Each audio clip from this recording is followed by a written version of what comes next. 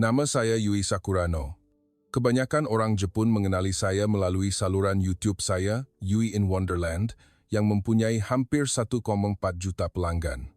Setiap video, saya sentiasa dimulakan dengan ayat yang sama. Salam sejahtera, Yui di sini, dari Jepun, negara yang paling sempurna di dunia. Saya telah mengucapkan ayat itu sejak video pertama sehinggalah yang terbaru.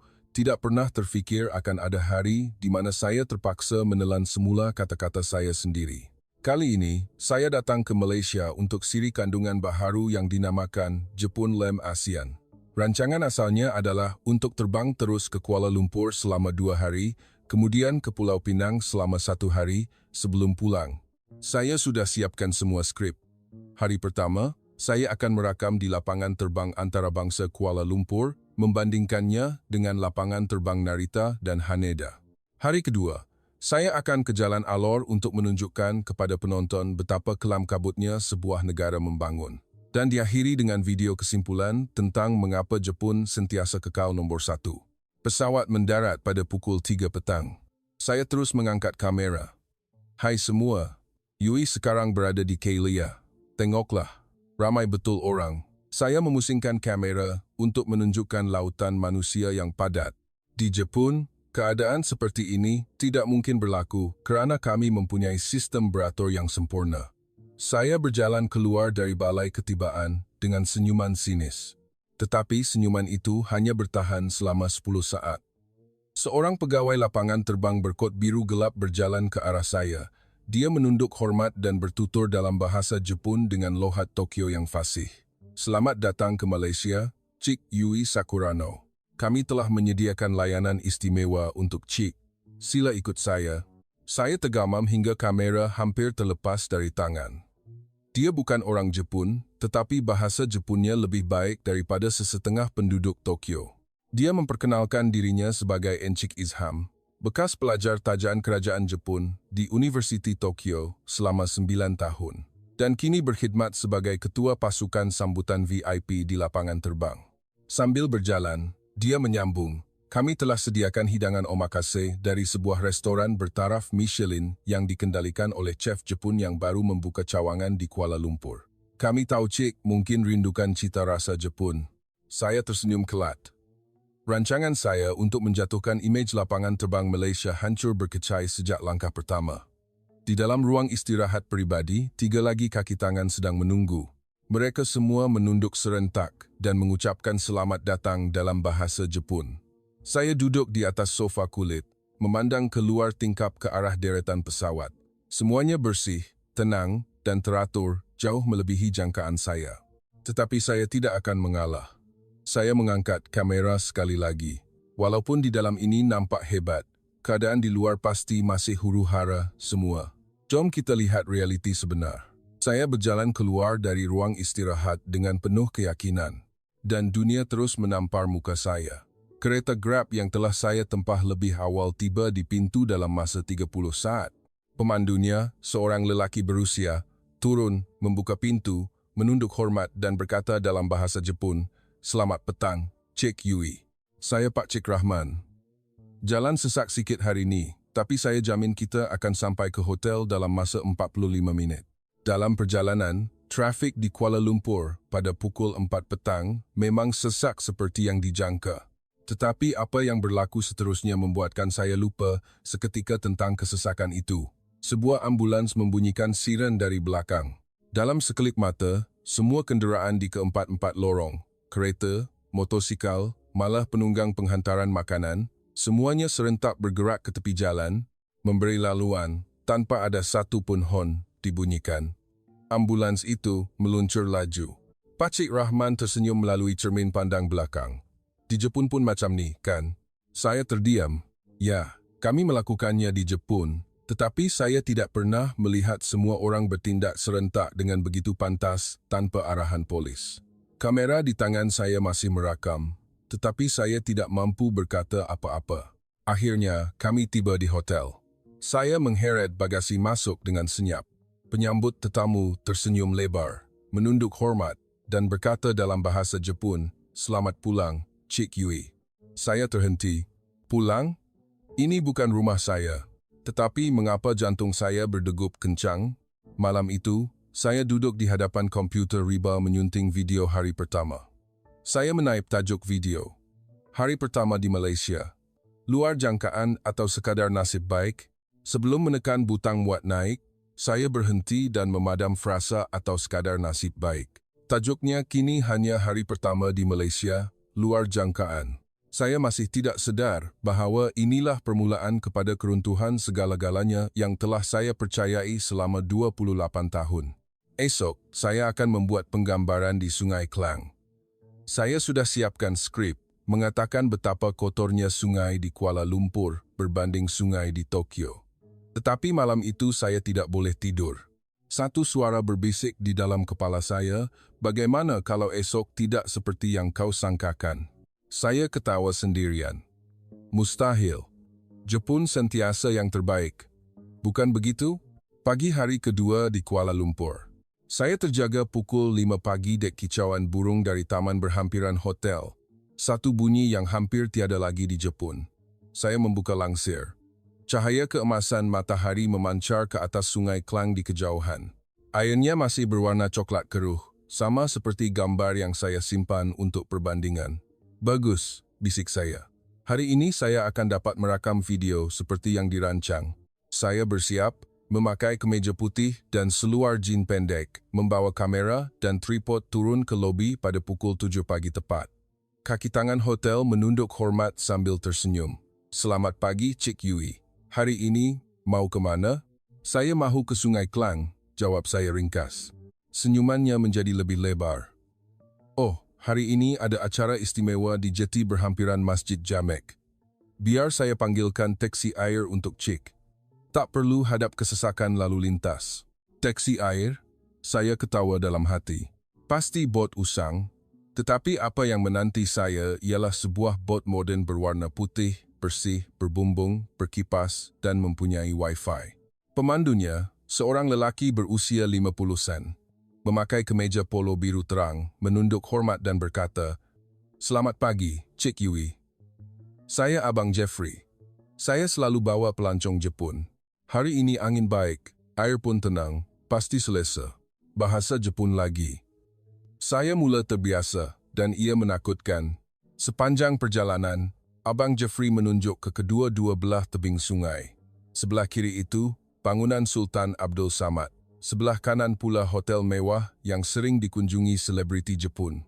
Saya mengangkat kamera dan merakam. Tiba-tiba, saya melihatnya. Sebuah pulau sampah plastik terapung di tengah sungai. Botol, bekas polistiena, beg plastik, semuanya dihanyutkan arus dan berkumpul menjadi sebuah rakitan sampah sebesar padang bola sepak. Saya tersenyum selebar-lebarnya dalam 2 hari ini. Inilah buktinya, bisik saya pada kamera. Sungai Klang sekotor ini, bagaimana mahu dibandingkan dengan Sungai Sumida di Tokyo? Abang Jeffrey ketawa kecil. Betul, Cik. Semalam lagi banyak, tapi esok semua ini akan tiada. Saya berpaling serta-merta. Esok tiada? Abang bergurau ke? Tak bergurau, katanya, sambil tersenyum hingga matanya sepet. Esok pasti bersih. Kerana hari ini, ia bermula. Saya mengikut arah jari telunjuknya. Di jeti berhampiran, beratus-ratus orang sedang berkumpul, semuanya memakai kemeja biru yang sama. Ada kanak-kanak, orang tua, pemimpin agama, dan pelancong asing. Masing-masing memegang beg guni, jaring, dan peralatan mengutip sampah. Sebuah kain rentang besar direntangkan. Tulisan besar berwarna putih di atasnya dalam bahasa Melayu. Saya hanya dapat membaca 2 perkataan, sungai kita. Abang Jeffrey merapatkan bot. Sudah sampai. Cik mau turun atau lihat dari sini saja? Saya turun tanpa menjawab.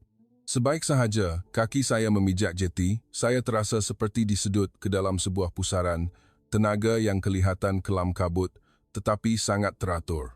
Seorang budak perempuan berusia lingkungan 12 tahun berlari ke arah saya, memegang tanda nama bertulis Yui dalam bahasa Inggris dan bertutur dalam bahasa Jepun yang lancar. "Kak Yui kan? Nama saya Melati. Saya sukarelawan hari ini. Akak datang nak tolong kami kutip sampah ke?" Saya tergamam. "Tak, akak datang untuk rakam video." Melati tersenyum lebar hingga matanya sepet.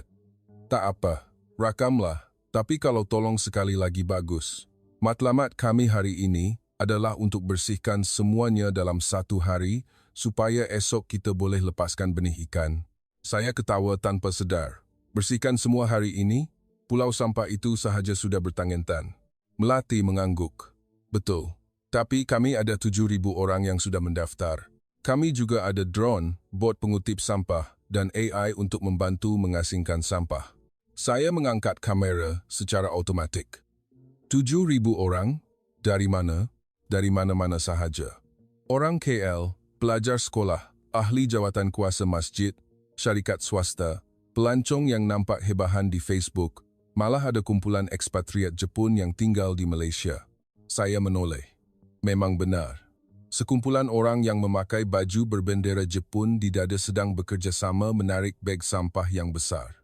Papan tanda di hadapan kumpulan mereka tertulis, Japanese residents in Kuala Lumpur, we love our Klang River. Jantung saya berdegup kencang sekali lagi. Kali ini bukan kerana terkejut, tetapi kerana, entahlah. Saya mengikut Melati ke pusat perhimpunan. Seorang lelaki pertengahan umur berkemeja polo biru naik ke pentas kecil.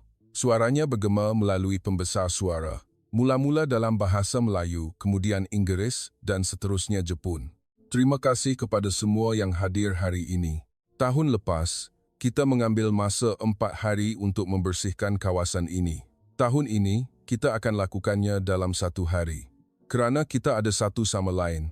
Tepukan gemuruh bergema. Kemudian, semua orang mula bergerak serentak, seperti sebuah simfoni tanpa konduktor, di mana semua orang tahu rentak masing-masing. Saya hanya berdiri kaku. Kamera di tangan saya masih merakam, tetapi mulut saya terkunci. Melati menghulurkan sebuah beg jaring kepada saya. Akak pegang ni dulu, nanti saya bawa akak ke tempat yang belum ada orang. Saya mengambil beg itu tanpa sedar, dan mengikut seorang budak berusia 12 tahun masuk ke dalam lautan 7.000 manusia, yang sedang menjadikan sesuatu yang saya anggap mustahil berlaku di depan mata saya. 10 minit kemudian, saya sedang berdiri di dalam air berlumpur separas lutut, menggunakan tangan untuk mengutip botol plastik dari Sungai Klang, bersama-sama pelajar sekolah, ahli agama, pelancong, dan ribuan warga Kuala Lumpur. Peluh membasahi muka, tetapi saya tersenyum tanpa sedar. Kamera masih merakam, tetapi video kali ini saya tidak akan sunting. Pukul 3 petang, di tebing Sungai Klang. Saya basah kuyup hingga ke pinggang, memegang beg jaring berisi sampah plastik yang keempat. Campuran peluh dan air sungai mengalir ke muka, pedih mata. Tetapi saya tidak berhenti. Di sebelah saya, Melati sedang menjerit memberi arahan kepada sekumpulan kanak-kanak dengan suara yang lebih lantang daripada yang dijangka dari seorang budak 12 tahun. Kumpulan 3 bergerak ke kiri. Masih ada beg hitam terapung di situ. Tiada siapa yang merungut. Tiada siapa yang bersuah foto. Tiada siapa yang memuat naik story. Semua orang melakukan tugas masing-masing seolah-olah mereka adalah sebahagian daripada sebuah jentera gergasi di mana tiada satu pun gear yang tercicir. Saya memalingkan kamera ke seberang. Lebih 10 buah drone bertebangan di atas permukaan air, menghantar imej masa nyata ke skrin besar yang diletakkan di atas sebuah rakit. Di skrin, terdapat peta berwarna hijau dan merah. Hijau bermakna bersih, merah bermakna masih ada sampah. Kawasan merah kini jelas mengecil. Lelaki yang berucap pagi tadi, saya sudah tahu namanya sekarang, Abang Rahmat, ketua sukarelawan, datang ke arah saya sambil tersenyum. Cik Yui, terima kasih banyak kerana membantu kami. Dia menunduk hormat dan menghulurkan sebotol air sejuk. Saya menyambutnya dengan tangan yang terketar-ketar. Abang, betul ke kita boleh siapkan semua ni hari ini? Abang Rahmat ketawa kecil. Kalau tak siap, kita bermalam di sinilah. Tapi tahun lepas kita berjaya dalam 4 hari.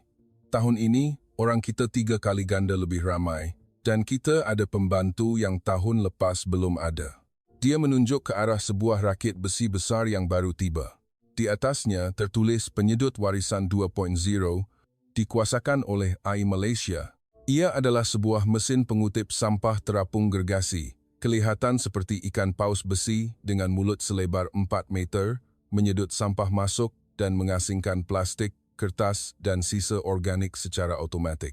Mulut saya ternganga. Siapa yang cipta mesin ni? Pelajar dari Universiti Malaya dan UTM, jawab Abang Rahmat bersahaja. Mereka bekerja sama selama 2 bulan. Kosnya RM700,000, jauh lebih murah daripada membeli dari Jerman dan kami boleh baiki sendiri. Saya terus mengangkat kamera. Kali ini, suara saya bergetar. Semua, Yui sedang berdiri di hadapan mesin pengutip sampah yang dicipta sendiri oleh pelajar Universiti Malaysia. Ia sedang menyedut bertangan sampah sejam, dan ia benar-benar berfungsi. Pukul 5 petang. Matahari mula terbenam, cahayanya yang jingga memantul di permukaan air. Skrin besar hampir sepenuhnya bertukar menjadi hijau. Jeritan kegembiraan kedengaran dari segenap arah. Dah siap, 7,000 orang menjerit serentak, mengejutkan burung-burung dari pepohonan. Kemudian, semua orang mengangkat tangan dan mengucapkan terima kasih antara satu sama lain. Tiada siapa yang memberi arahan, tetapi semua melakukannya serentak. Saya berdiri kaku. Air mata mengalir tanpa saya sedari. Melati berlari ke arah saya dan memeluk kaki saya. Kak Yui, kita berjaya dalam 12 jam saja. Esok kita lepaskan 1 juta benih ikan. Akak mesti datang. Saya menunduk dan memeluk erat budak itu. Kamera masih merakam, tetapi saya tidak peduli lagi. Pukul 6 petang. Saya duduk di atas rakit bersama Abang Rahmat dan 10 orang kru. Semua kelihatan letih, tetapi senyuman tidak lekang dari bibir mereka. Abang Rahmat membuka setin minuman untuk saya. Minum air tebu ni, lebih baik, katanya sambil ketawa.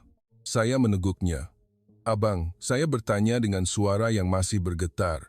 Macam mana semua ini boleh berlaku?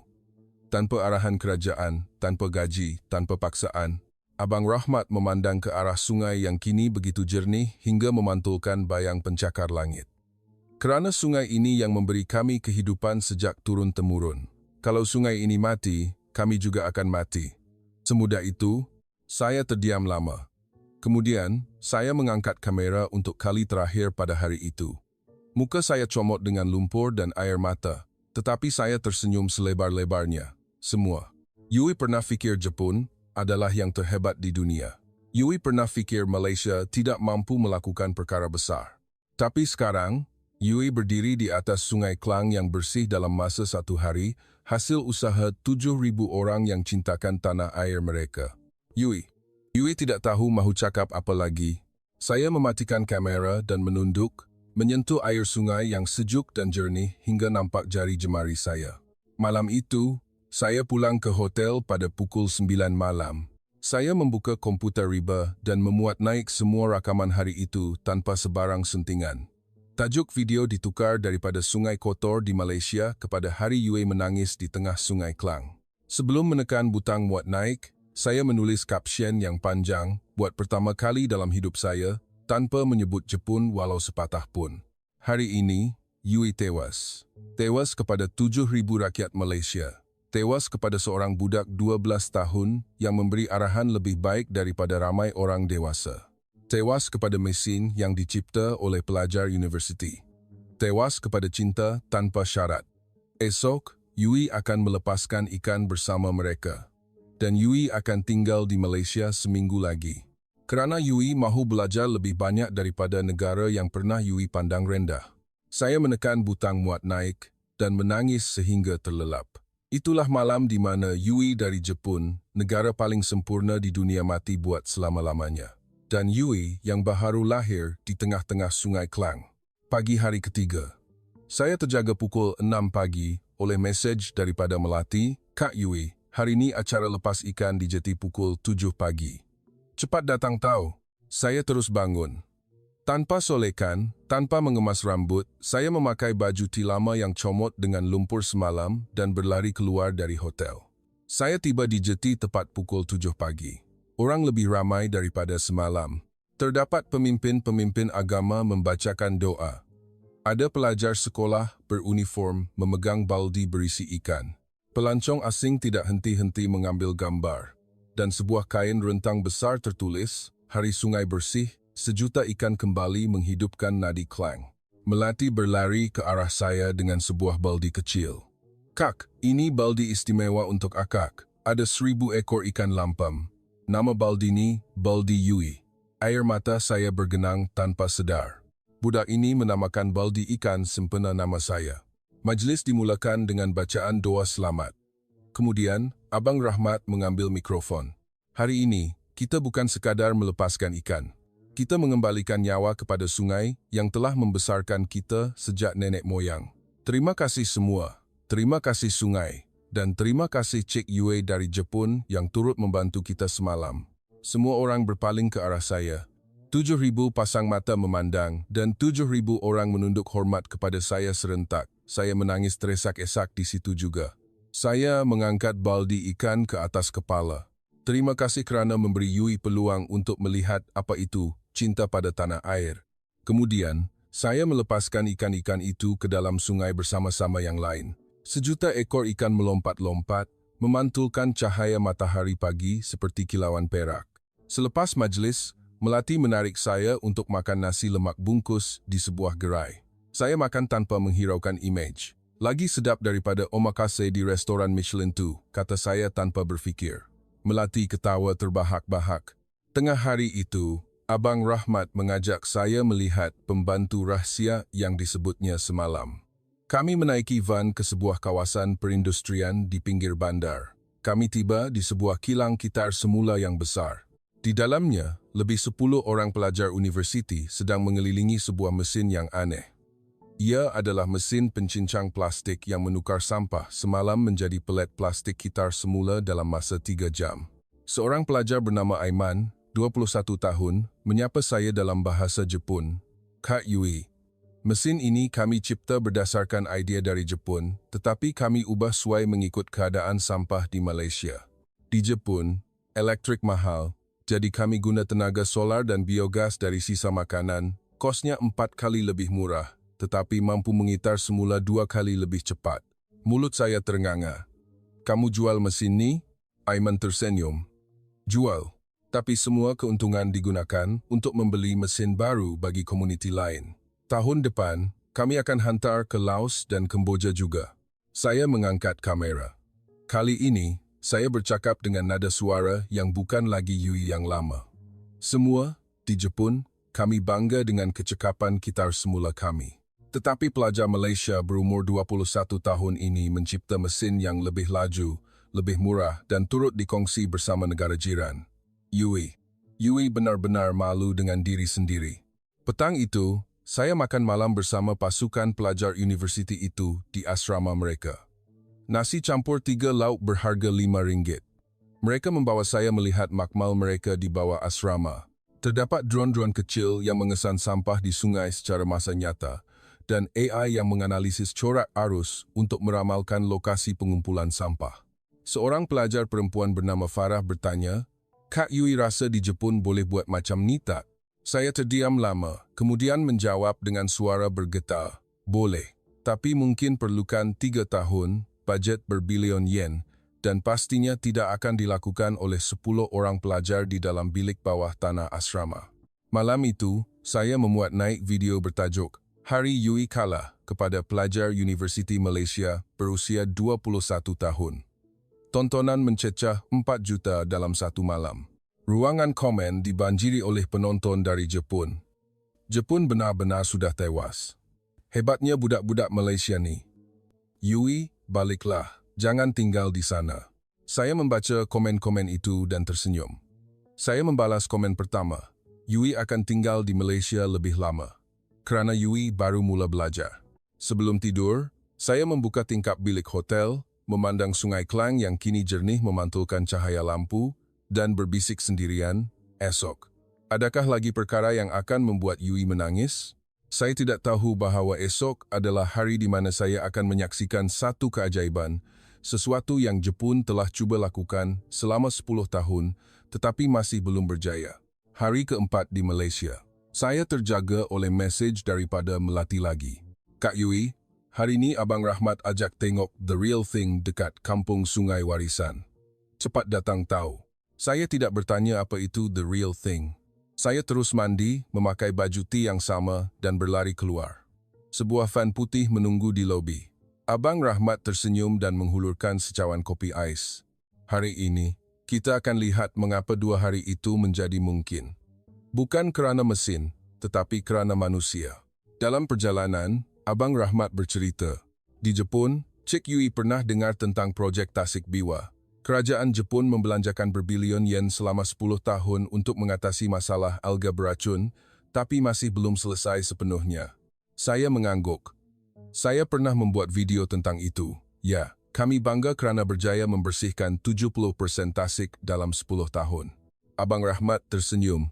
Hari ini, kita akan lihat bagaimana sebatang parit di Kuala Lumpur yang pernah 10 kali lebih busuk daripada Tasik Biwa boleh dibersihkan sepenuhnya dalam masa 2 hari. Van membelok masuk ke kawasan Kampung Sungai Warisan. Bau pertama yang menusuk hidung saya ialah bau lumpur dan air kumbahan. Sebatang parit selebar 10 meter, airnya hitam pekat, berbuih putih.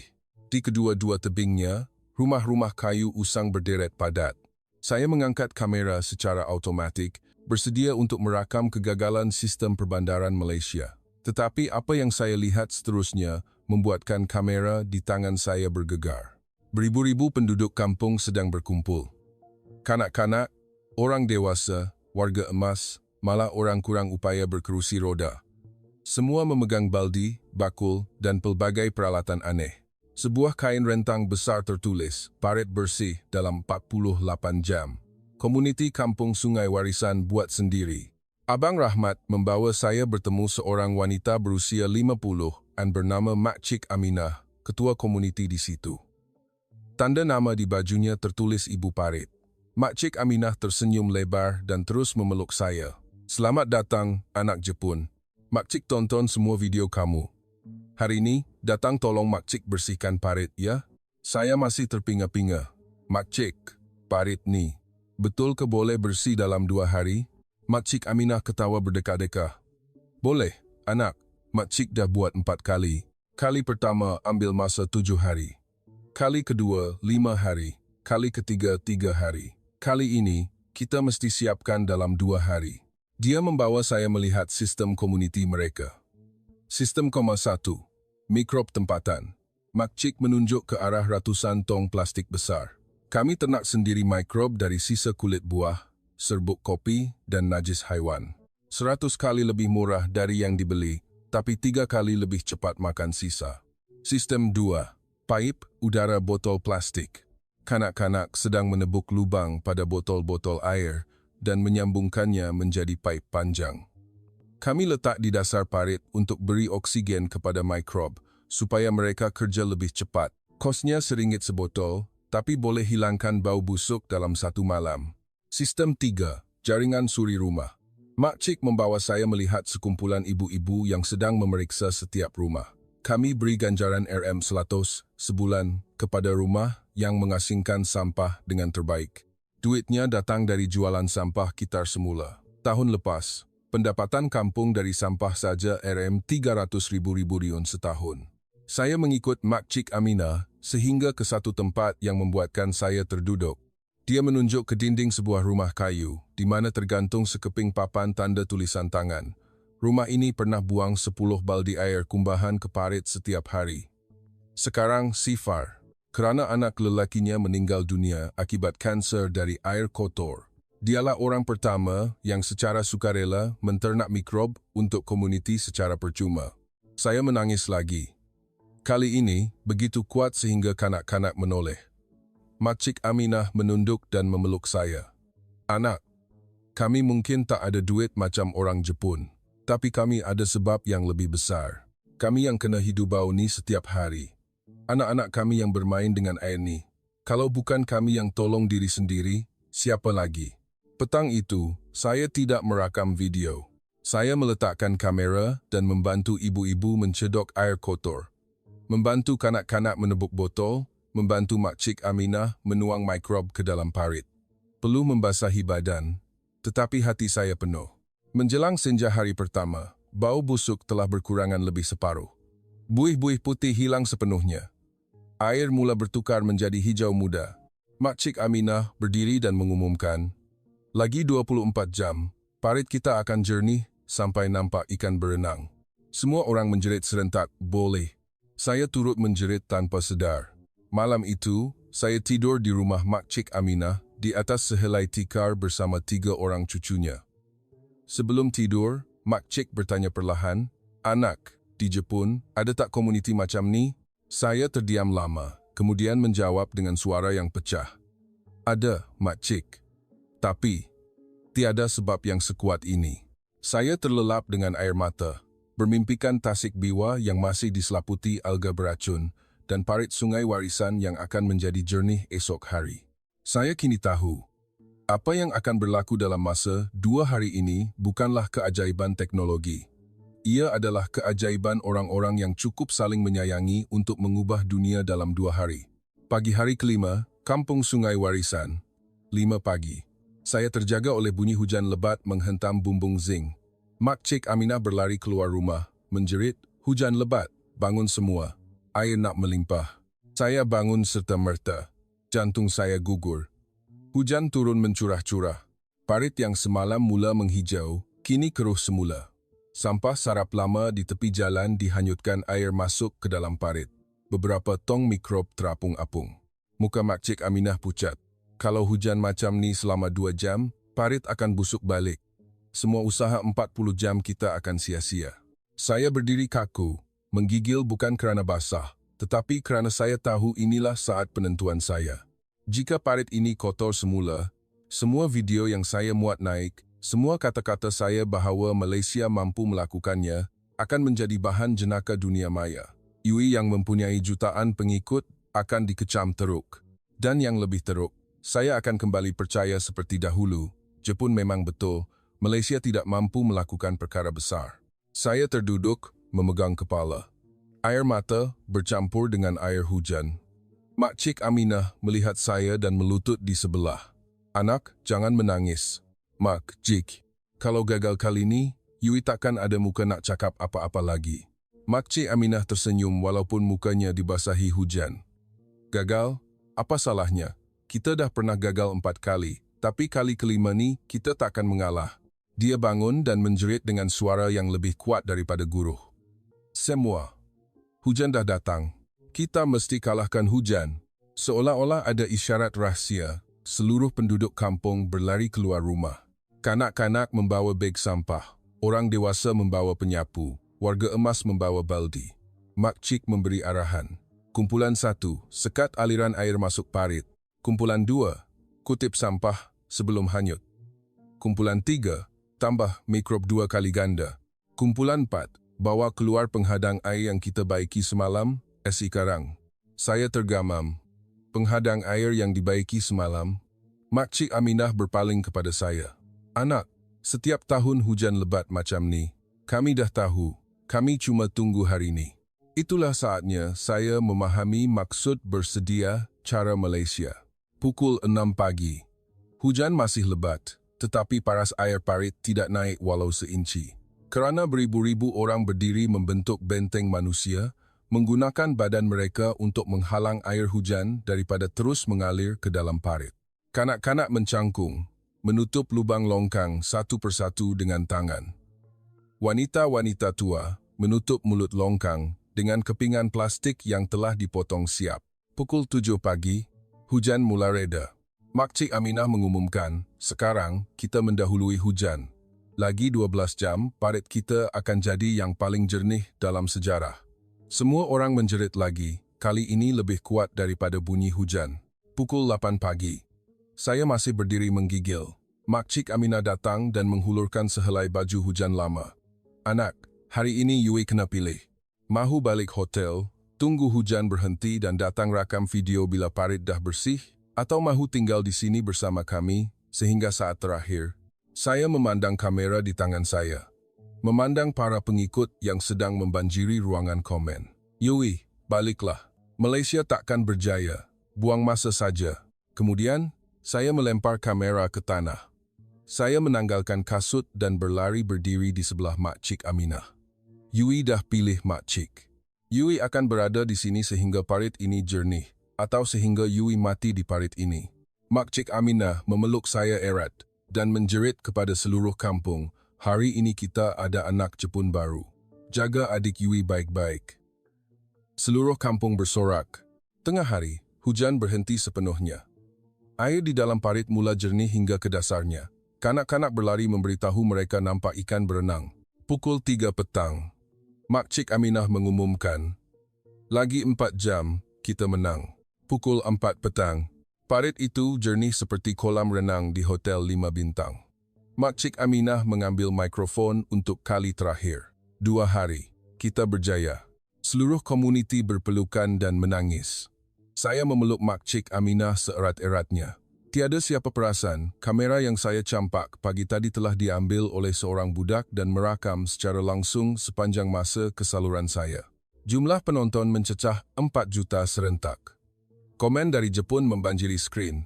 "Yui, maafkan kami pernah mengecam kamu. Inilah yang Jepun kurang. Yui, jangan balik. Tinggallah di Malaysia." Pukul 5 petang. Makcik Aminah membawa saya berdiri di tepi parit. Airnya begitu jernih. Dia berbisik, "Anak, hari ini Yui nampak kan? 2 hari ini bukan keajaiban. Ia adalah cinta yang terkumpul sekian lama, sehingga bersedia untuk meletus apabila tiba masanya."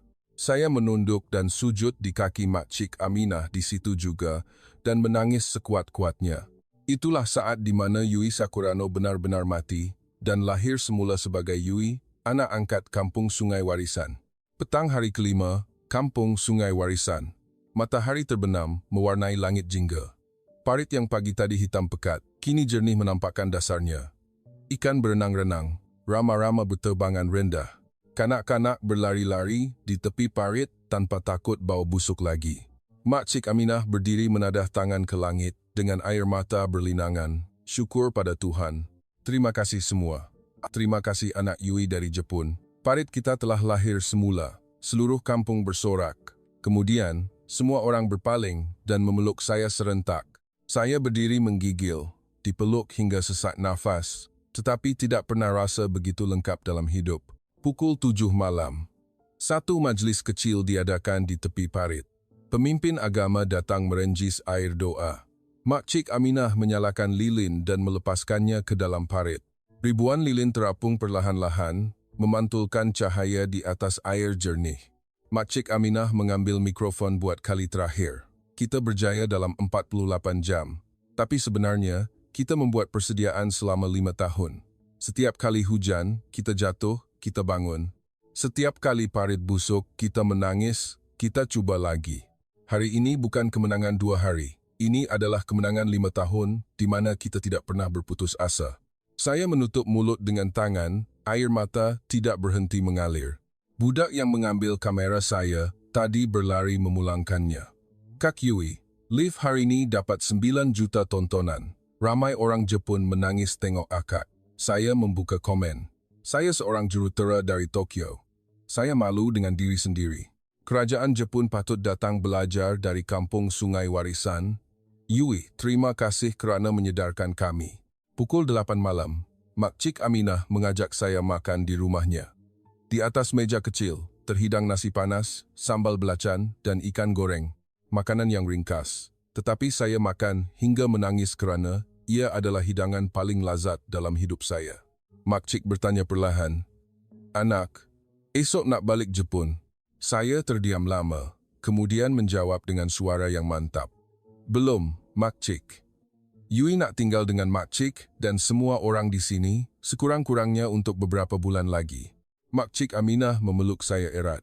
"Tinggallah, anak. Rumah Makcik sentiasa ada ruang untuk kamu." Malam itu, saya tidur di tikar yang sama, tetapi tiada lagi bau busuk, hanya haruman bunga melur yang diberikan oleh kanak-kanak. Sebelum tidur, saya membuka telefon. Ada mesej dari pengurus saya di Jepun. "Yui, semua penaja telah tarik diri. Mereka kata kamu sudah berubah, bukan Yui yang dulu. Baliklah, kita akan jenamakan semula." Saya tersenyum dan menaip jawapan ringkas. "Maaf, Yui yang lama telah mati di Kampung Sungai Warisan, dan Yui yang baru tidak akan kembali menjadi yang lama." Saya mematikan telepon dan tidur lena, paling lena dalam 28 tahun. Pagi hari ke-6, berita tersebar ke seluruh dunia. Komuniti Kampung Sungai Warisan membersihkan parit dalam 48 jam di tengah hujan lebat. BBC, CNN, NHK, semua melaporkan, tetapi tiada siapa menyebut tentang kerajaan atau bajet.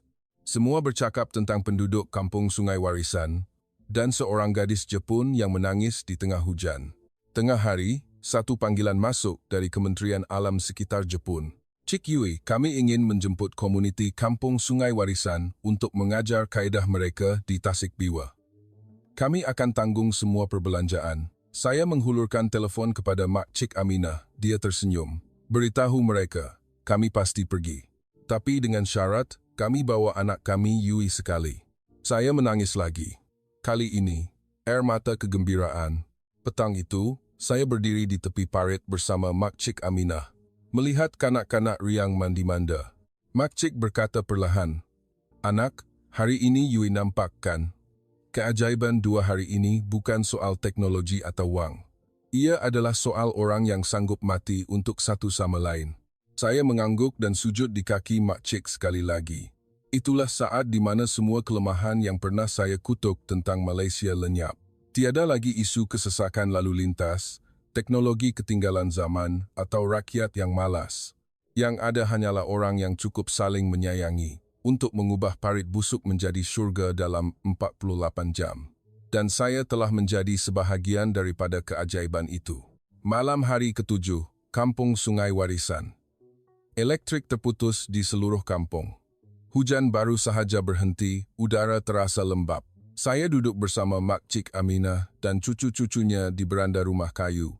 Sebatang lilin menerangi kami. Cucu Mak Cik yang berusia 7 tahun bertanya dalam bahasa Melayu yang pelat, "Kak Yui, dekat Jepun tak ada hujan ke?" Saya ketawa kecil. Ada.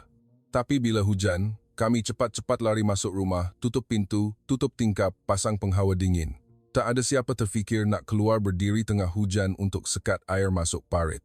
Mak Cik Aminah menyalakan sebatang rokok daun. Asapnya berkepul di bawah cahaya bulan. "Anak, Mak Cik nak tanya betul-betul. Apa yang Yui nampak selama 7 hari ini, sejauh mana ia ubah Yui?" Saya terdiam lama, memandang lilin yang sedang cair, kemudian menjawab dengan suara bergetar. "Mak Cik, Yui pernah fikir kesempurnaan itu adalah rumah yang 100% bersih, kereta api yang 100% tepat pada masanya, masyarakat yang tiada seorang pun menderita. Tapi 7 hari ini, Yui nampak kesempurnaan sebenar ialah apabila beribu-ribu orang berdiri di tengah hujan supaya parit yang membesarkan anak cucu mereka tidak busuk lagi. Ia bukan kesempurnaan tanpa masalah. Ia adalah kesempurnaan yang menerima masalah dan bangkit melawannya bersama-sama. Di Jepun, kami atasi masalah dengan wang, teknologi, sistem, tapi di sini, kalian atasi masalah dengan hati. Dan hati, ia mengalahkan segalanya." Mak Cik Aminah mematikan rokoknya dan menggenggam tangan saya. "Anak, Mak Cik pernah fikir orang kaya dari luar negara pandang rendah pada kita. Tapi kamu buat Mak Cik sedar, kaya atau miskin tak penting. Yang penting, hati kita masih penuh atau tidak." Saya menangis senyap. Cucu Mak Cik yang kecil datang mengusap belakang saya. "Kak Yui jangan nangis. Nanti parit pun nangis." Kami semua ketawa. Suara tawa kami bergema dalam kegelapan. Malam itu, saya tidak boleh tidur. Saya bangun dan menulis surat yang panjang di telefon. Surat untuk diri saya yang lama, untuk 1,4 juta pengikut saya, untuk Jepun yang pernah saya cintai. Yui yang lama pernah berkata Jepun adalah yang terbaik di dunia. Tetapi Yui yang baru kini tahu, yang terbaik di dunia bukan terletak pada bangunan tinggi atau kereta api laju. Yang terbaik di dunia ada di Kampung Sungai Warisan. Ada pada Mak Cik Aminah yang sanggup mati demi paritnya. Ada pada budak 7 tahun yang masih boleh tersenyum walaupun rumahnya terputus bekalan elektrik. Yang terbaik di dunia ialah cinta yang cukup besar untuk mengubah air busuk menjadi air jernih dalam 48 jam. Dan cinta seperti itu bukan hanya ada di Malaysia. Ia ada dalam diri kita semua. Cuma kita belum pernah terpaksa untuk menggunakannya. Saya menekan butang hantar pada pukul 3 pagi. Tajuknya, Surat dari Anak Angkat Kampung Sungai Warisan. Pagi hari ke-8. Saya terjaga oleh jeritan kanak-kanak. "Kak Yui, ada orang datang." Di hadapan rumah Mak Cik Aminah, 10 buah bas mini berwarna putih berbaris. Di sisinya tertulis, "Rombongan 200 pelajar Jepun memohon tunjuk ajar dari Kampung Sungai Warisan." Para pelajar Jepun menunduk serentak. Ketua rombongan, seorang guru wanita berusia 30-an, berjalan ke arah saya dengan air mata. Cik Yui, kami baca surat Anda. Kami tidak mahu belajar di Tokyo lagi. Kami mahu belajar di kampung sungai warisan. Tolonglah, jadilah guru kami. Saya berpaling memandang Mak Cik Aminah. Dia tersenyum lebar. Anak, rumah Mak Cik kecil, tapi hati Mak Cik cukup besar untuk terima 200 budak ni. Saya menangis, memeluk guru Jepun itu, kemudian berpaling memeluk Mak Cik Aminah. Itulah saat di mana saya benar-benar sedar. Bukan hanya saya yang berubah. Dunia sedang berubah bersama saya. Hari ke-11, Kampung Sungai Warisan. 200 pelajar Jepun telah bersama kami selama 3 hari. Mereka tidur, 4,5 orang di setiap rumah, makan nasi berlauk, membantu mencedok air kotor pada waktu pagi, menuang mikrob pada waktu petang, dan mengajar anak-anak kampung membuat kerja sekolah pada waktu malam. Hari ini, hari terakhir kem kami. Kami membuat bulatan besar di tepi parit ketika matahari terbenam. Mak Cik Aminah duduk di tengah, memegang mikrofon buluh buatan kanak-kanak. Para pelajar Jepun duduk diam. Saya duduk di sebelah Mak Cik, tangan saya masih comot dengan lumpur. Mak Cik Aminah berkata perlahan, "Hari ini, Mak Cik bukan nak ajar apa-apa. Mak Cik cuma nak kamu semua dengar satu cerita kecil." Dia menunjuk ke arah parit yang kini jernih memantulkan bintang. 5 tahun lepas, parit ni busuk sampai ikan semua mati. Mak Cik pernah fikir kita terlalu miskin untuk selesaikannya. Tapi ada seorang budak, 10 tahun, anak jiran sebelah, jatuh sakit teruk sebab air kotor. Ibunya guna semua duit yang ada untuk rawat dia, tapi anak tu meninggal. Malam tu, ibunya duduk seorang diri di sini, menangis sampai pagi. Dia cakap satu ayat saja pada Mak Cik. Kalau parit ni masih busuk, anak orang lain pula yang akan mati. Itulah titik permulaannya. Bukan kerajaan, bukan NGO, bukan jutaan ringgit. Tapi seorang ibu yang telah kehilangan anaknya dan tidak mahu ibu lain merasakan kehilangan yang sama. Semua pelajar Jepun terdiam. Ada yang mula menangis. Mak Cik Aminah tersenyum. Mak Cik nak beritahu kamu semua. Dunia ini tidak perlukan orang yang paling pandai, tidak perlukan teknologi paling canggih, tidak perlukan wang paling banyak. Dunia ini hanya perlukan orang yang cukup sakit. Cukup sakit untuk bangkit mengubah keadaan. Cukup sakit untuk tidak biarkan penderitaan yang sama berulang. Di Kampung Sungai Warisan, kami sudah lama sakit, sebab itu kami boleh berubah dalam 2 hari. Di Jepun, kamu mungkin belum cukup sakit, sebab itu masih perlukan 10 tahun untuk tasik biwa. Tapi satu hari nanti, bila kamu benar-benar sakit, kamu akan mampu berubah lebih cepat daripada kami.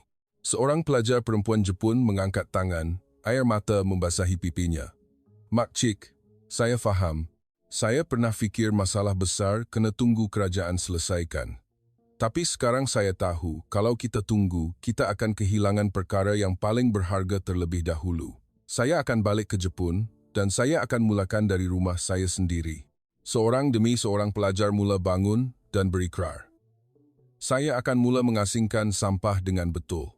Saya akan ceritakan kisah Kampung Sungai Warisan kepada kawan-kawan. Saya akan datang lagi tahun depan dan bawa kawan-kawan saya. Saya mengangkat tangan untuk kali terakhir, suara saya bergetar. Semua. Yui pernah fikir kesempurnaan itu adalah tiada masalah. Tapi sekarang Yui tahu, kesempurnaan sebenar ialah mempunyai masalah, tetapi tidak membiarkan masalah itu menang. Bunga teratai yang paling cantik tidak tumbuh di dalam air jernih, tetapi di dalam lumpur yang paling dalam. Dan manusia yang paling hebat tidak lahir di negara yang sempurna, tetapi di tempat yang penuh kesakitan dan memilih untuk bangkit berdiri. Saya sujud di hadapan Mak Cik Aminah, kemudian berpaling dan sujud di hadapan 200 pelajar Jepun. Terima kasih kerana membenarkan Yui lahir semula di tempat yang pernah dipanggil negara membangun, tetapi sebenarnya adalah negara yang paling maju pembangunan hatinya di dunia. Kami semua saling menunduk hormat di bawah cahaya bulan yang menerangi parit yang jernih. Itulah malam di mana saya memahami kebenaran sejagat. Bukan Malaysia lebih hebat, bukan Jepun lebih lemah. Tetapi setiap manusia mempunyai kuasa untuk mengubah dunia apabila hatinya benar-benar tersentuh. Dan hati saya telah disentuh oleh Kampung Sungai Warisan, oleh Mak Cik Aminah dan oleh budak 7 tahun yang berkata, nanti parit pun nangis. buat selama-lamanya. Setahun kemudian, lapangan terbang antarabangsa Kuala Lumpur, pagi. Saya berdiri di tempat yang sama saya menjejakkan kaki setahun lalu. Tetapi ini bukan Yui Sakurano yang lama. Pakaian saya adalah kain kapas berwarna nila, dicelup tangan oleh komuniti Kampung Sungai Warisan. Satu-satunya beg saya berisi pakaian terpakai dan sebuah buku nota yang penuh dengan catatan. Di sebelah saya ialah Makcik Aminah, anggun berkain batik, dan 10 orang pelajar Jepun yang kembali sebagai guru sukarela. Puluhan wartawan Jepun sedang menunggu. Ratusan lensa kamera dihalakan kepada saya. Seorang pengacara NHK bertanya, "Cik Yui, Anda telah membatalkan semua kontrak penajaan, menghilangkan diri selama setahun. Hari ini Anda kembali untuk apa?" Saya tersenyum lebar dan berpaling memegang tangan Makcik Aminah. Untuk mengumumkan bahawa saluran Yui in Wonderland akan ditutup secara rasmi. Dan sebuah saluran baru akan dilancarkan, bernama Yui dan Keluarga Kampung Sungai Warisan. Mulai sekarang, Yui bukan lagi influencer yang menjual kesempurnaan. Yui akan menjadi pencerita tentang ketidaksempurnaan yang paling indah. Setiap video akan dirakam di Kampung Sungai Warisan. Setiap keuntungan akan digunakan untuk membeli tong mikrob bagi komuniti lain. Dan setiap tahun, Yui akan membawa 1,000 pelajar Jepun ke sini supaya mereka cukup sakit untuk pulang dan mengubah negara mereka sendiri. Pengacara itu ternganga. "Jadi, Anda tidak akan kembali ke Jepun lagi?" Saya ketawa kecil dan berpaling memeluk Makcik Aminah. Yui sudah pulang ke rumah. Rumah sebenar Yui bukan lagi Tokyo. Rumah Yui ialah Kampung Sungai Warisan, tempat di mana ada orang yang sanggup mati demi paritnya dan sanggup menyayangi Yui walaupun Yui pernah memandang rendah pada mereka. Makcik Aminah menyambung dengan suara lembut, "Makcik tak pernah marah pada anak. Sebab kalau hari itu kamu tak pandang rendah, kamu takkan sampai ke sini dan tinggal dengan Makcik sampai hari ini." Seorang pelajar Jepun mengangkat papan tanda, bertulis dalam bahasa Melayu dan Jepun.